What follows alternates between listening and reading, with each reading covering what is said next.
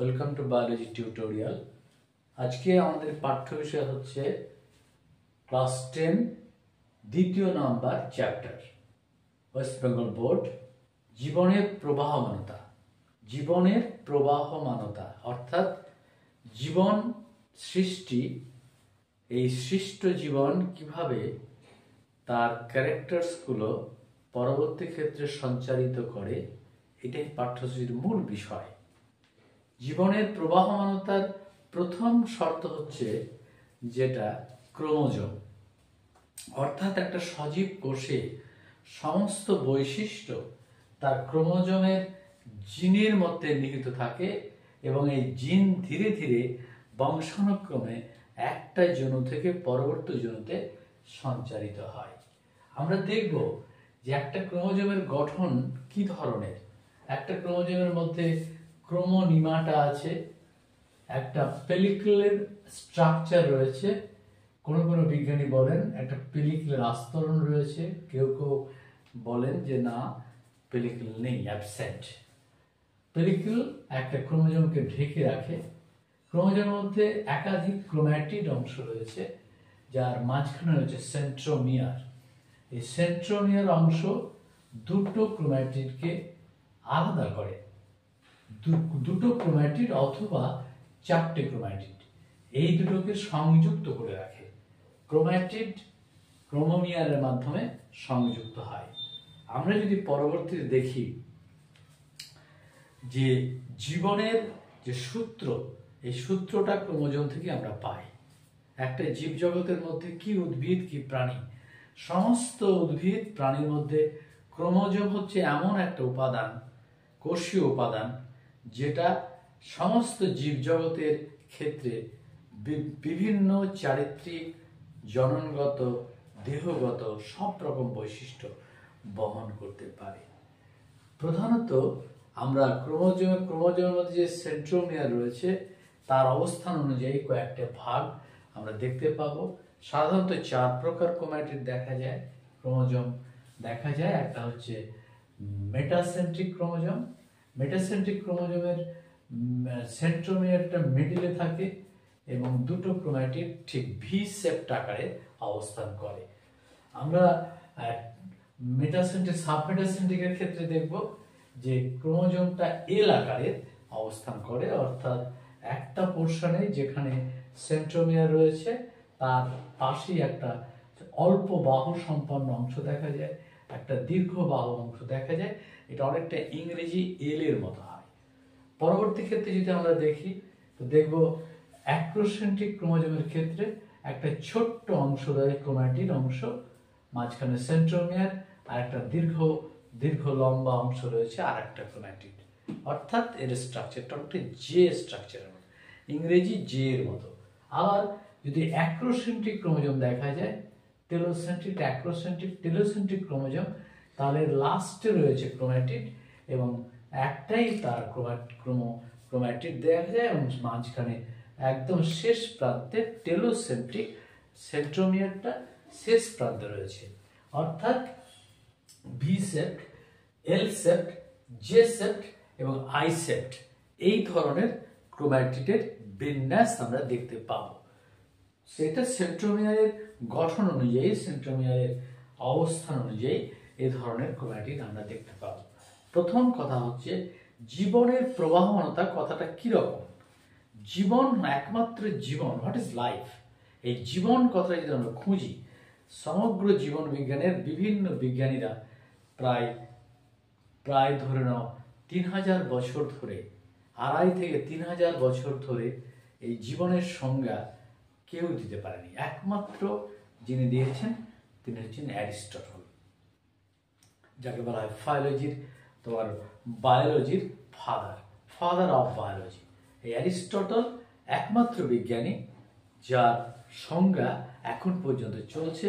জীববিজ্ঞানে আর কোনো সংজ্ঞা পারফেক্ট নয়। ইনি দুটো ক্যারেক্টার মাত্র বলেছেন, একটা হচ্ছে প্রজনন আর উদ্বর্ধন, প্রজনন আর বৃদ্ধি, এই দুটো ক্যারেক্টারের উপর তিনি বিশেষ করে গুরুত্ব দিয়ে একটা জীবনের সংজ্ঞা দিয়েছেন এবং সেটা এখন পর্যন্ত চলছে যে উদ্বর্ধন এবং সুপ্রজনন নিমিত্ত সুসংবদ্ধ প্রোটোপ্লাজমের যে বহিঃপ্রকাশ, সেটাই হচ্ছে জীবন বা প্রাণ। এই জীবন বা প্রাণের এই যে বহিঃপ্রকাশ ক্যারেক্টারগুলো সম্মিলিত হচ্ছে এবং প্রত্যেকটা স্টেপ বাই স্টেপ ক্যারেক্টারগুলো পরবর্তী একজন থেকে আরেকজনতে সঞ্চারিত হচ্ছে। এটাই হচ্ছে জিনের কাজ। পরবর্তীতে মডার্ন সায়েন্টিস্টরা জিন আবিষ্কার করেছে। এটা কখন করেছে জিন আবিষ্কারটা? মোটামুটি ধরে নাও গ্রেগর জোহান মেন্ডেল বংশগতি যে সূত্র আবিষ্কার করেছিলেন, কাজ করেছিল, মটর গাছ নিয়ে যে কাজ করেছিলেন, তার অনেক পরে আবিষ্কার হচ্ছে জিন। জোহানসেন, বিজ্ঞানী জোহানসেন এই জিন আবিষ্কার করেন।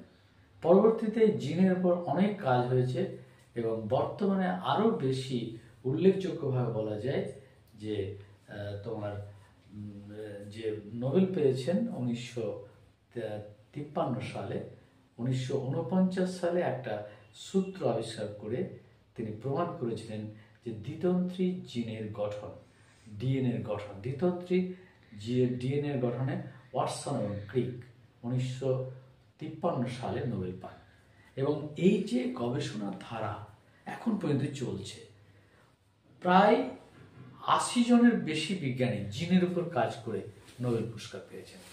এখন বিষয় হলো যে জিন কিভাবে কাজ করে এবং কিভাবে তার ক্যারেক্টারগুলো একটা ধারা থেকে আরেকটা ধারায় প্রবাহমানতার সূত্রে পৌঁছে দেয়, এটাই আমরা দেখব ক্লাস 10-এ।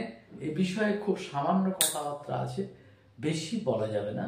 তো আমাদের ক্লাস 10-এ যেটুকু রয়েছে সেটুকুই আমাদের মধ্যে ঘোরাফেরা করতে হবে আলোচনার বিষয়ে। এখন যে ক্রোমোজোমের বিভিন্ন সূত্র এবং আবিষ্কারের থেকে আমাদের ক্রোমোজোমের মধ্যে ক্রোমোনিমাটা রয়েছে, ক্রোমোমিয়া রয়েছে, এবং ক্রোমোজোম একটা একাধিক ক্রোম্যাটিড নিয়ে একটা ক্রোমোজোম তৈরি হয়েছে।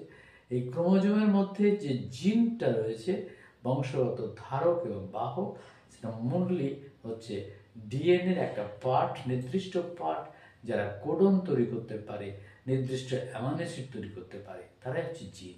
জিনটা কি? জিনটা হচ্ছে এমন একটা অংশ যে অংশটা পার্টিকুলারলি কোনো বিশেষ ক্ষেত্রে একটা ক্রোমোজোমের মধ্যে একটা পার্ট, যেটা তোমার ডিএনএ স্ট্রাকচারের ক্ষেত্রে পাওয়া যায়, ফ্র্যাগমেন্ট অফ ডিএনএ জিন। এই ফ্র্যাগমেন্ট অফ ডিএনএ যে অংশটা নির্দিষ্ট কোডন তৈরি করতে পারে, আর এই নির্দিষ্ট কোডন নিউক্লিওটাইড দিয়ে তৈরি হয়। এই পার্টিকুলার নিউক্লিওটাইড অংশ, কোডন অংশ নির্দিষ্ট অ্যামাইনো অ্যাসিড তৈরি করতে পারে। সেই অ্যামাইনো অ্যাসিড তৈরি করতে পারি বলেই সেই দৈর্ঘ্য, ডিএনএ যে সেই দৈর্ঘ্য, সেটাই হচ্ছে জিন। এই জিনটা হচ্ছে প্রবাহমানতার মূল সূত্র। জীবজগতের ক্ষেত্রে প্রবাহমান যে ক্যারেক্টারগুলো রয়েছে, সেগুলো বহন করে নিয়ে যাওয়া, তাকে একটা জেনারেশন থেকে আরেকটা জনতে, একটা জন থেকে আরেকটা জনতে সঞ্চারিত করার রীতি, সেই রীতি হচ্ছে জীবনের প্রবাহমানতা। একটা জীবন শেষ হচ্ছে, আরেকটা জীবন শুরু হচ্ছে। এক কথায় বলতে পারি যে জিন জগতের মধ্যে বা জীব জগতের মধ্যে জিনের যে অ্যাসেসমেন্ট রয়েছে, তার কোনো মৃত্যু হয় না। এই জন্যই বলা যায় জীবের কোনো মৃত্যু নেই। জন্ম আছে এবং জন্মটা ক্যারি হয়, কিন্তু তার মৃত্যু হয় না।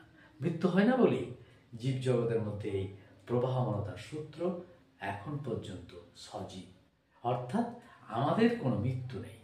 একটা কথা আছে ধর্মশাস্ত্রে যে আত্মার মৃত্যু নেই, সোল কোনো মৃত্যু হয় না। এই যে মৃত্যু হয় না কথাটা বলছি, এটা মূল বিষয় হচ্ছে সায়েন্টিফিক বিষয়, বিজ্ঞান নির্ভর বিষয়, যেটা জিন, ক্রোমোজোম, এগুলো কোনো মৃত্যু নেই।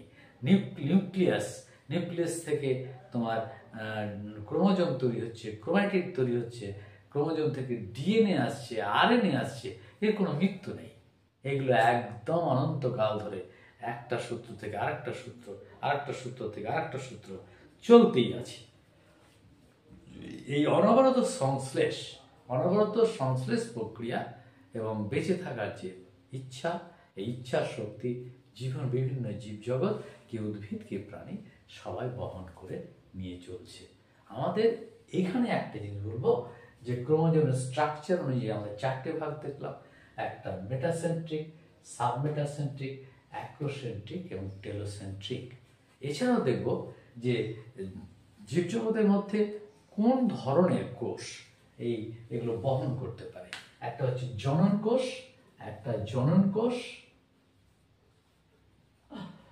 আর একটা যেটা হচ্ছে সেটা হচ্ছে দেহকোষ। এই দুটো শ্রেণীর কোষ ক্রোমোজোমের গঠন এবং তার ক্যারেক্টারগুলো বহন করতে পারে। সাধারণভাবে দেহকোষ এখানে কিন্তু ইনঅ্যাক্টিভের ভূমিকা নেয়। জনন কোষ তার সূত্র বহন করে, জনন কোষ প্রবাহমানতার সূত্র বহন করে। জনন কোষের মধ্যে যে ক্রোমোজোমের গঠনে তোমার যে অংশগুলো রয়েছে, যেমন কিছু হিস্টোন, নন হিস্টোন প্রোটিন রয়েছে। জনন কোষের মধ্যে গ্যামেট আছে, গ্যামেটের মধ্যে ক্রোমোজোম রয়েছে। এই ক্রোমোজোমগুলোর মধ্যে হিস্টোন, নন হিস্টোন প্রোটিন রয়েছে nucleotide, adenine, guanine, cytosine, thymine, purine base nucleotide তৈরি করে। আর আছে সুগার, ডিঅক্সিরাইবোজ সুগার ডিএনএর ক্ষেত্রে, আরএনএর ক্ষেত্রে রাইবোজ সুগার। আর আছে কি? আর আছে ফসফরিক অ্যাসিড। এই ফসফরিক অ্যাসিড ধরো যেমন ইউ একটা অংশ, একটা কোডন, আবার ধরো টি একটা কোডন, আবার ধরো টি একটা কোডন। এই কোডনগুলো অ্যাকচুয়ালি হচ্ছে নির্দিষ্ট অ্যামিনো অ্যাসিড তৈরি করার আসল আধার। এই নির্দিষ্ট amino acid leucine, lysine, valine, tryptophan, tyrosine, এগুলো হচ্ছে অ্যামিনো অ্যাসিড যেগুলো আমাদের শরীরে, জীবদেহে আছে। মোটামুটি মানুষের শরীরে প্রায় 20 থেকে 25টি অ্যামিনো অ্যাসিড আছে, যেগুলো এসেনশিয়াল অ্যামিনো অ্যাসিড। 20 থেকে 21টি হচ্ছে এসেনশিয়াল, বাকিটা হচ্ছে অক্সিলারি অ্যামিনো অ্যাসিড। এবং এই অ্যামিনো অ্যাসিডগুলো আছে বলে আমাদের দেহের গঠন, চোখের গঠন, মস্তিষ্কের গঠন, হাত পায়ের গঠন, বিভিন্ন বডির যে স্ট্রাকচার, এটা পরিতৈরি। উদ্ভিদ জগতেও তাই, এদের অ্যামিনো অ্যাসিড, এসেনশিয়াল অ্যামিনো অ্যাসিডগুলো তাদের বিভিন্ন গঠন তৈরি করে এবং এই গঠনগুলো সমন্বিত হয়ে একটা জীবদেহ তৈরি করে, একটা উদ্ভিদ জগৎ, প্রাণী জগৎ তৈরি করে, একক হিসেবে তার ইউনিট তৈরি করে। এক্ষেত্রে এই বিষয়গুলো মনে রাখতে হবে। ধন্যবাদ। আজকে এটুকুই। অন্যদিন, পরের দিন আমরা দেখব পুরো বিষয়টা কেমন। তোমরা ভিডিও দেখলে খুব ভালো লাগলো, তোমাদের অশেষ ধন্যবাদ জানাচ্ছি। আগামীতে তোমরা এটা সাবস্ক্রাইব করো। ধন্যবাদ।